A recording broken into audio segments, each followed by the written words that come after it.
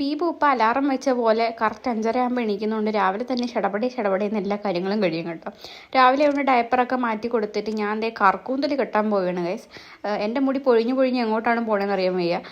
ഒരു പ്രാവശ്യം ചെയ്യുമ്പോൾ ഒരു കൊട്ട മുടി കിട്ടും കേട്ടോ. അങ്ങനെ ഇത് പൊഴിഞ്ഞ് മുട്ടച്ചാവുമെന്നും അറിയത്തില്ല. അങ്ങനെ അതൊക്കെ കഴിഞ്ഞിട്ട് ഞാൻ ബ്യൂവിനെ എടുത്തുകൊണ്ട് വെളിയിൽ പോയി സിറ്റൗട്ട് കുറച്ച് നേരം ഇരുന്ന് കഥയൊക്കെ പറയാമെന്ന് വിചാരിച്ചു. നമ്മളെന്നും ഇങ്ങനെ സിറ്റൗട്ടിൽ നിന്നിരുന്ന് കഥയൊക്കെ പറയും കേട്ടോ. പിന്നെ കഴിഞ്ഞ ദിവസം ആൾക്ക് നല്ല പനിയൊക്കെ ആയിരുന്നു. പനി വന്നത് കഴിഞ്ഞ ദിവസം 3 വാക്സിൻ ഉണ്ടായിരുന്നു കേട്ടോ. അങ്ങനെ വാക്സിൻ എടുത്തതിന് ശേഷമാണോ പനി വന്നത്. 2-3 ദിവസം പനിച്ചായിരുന്നു.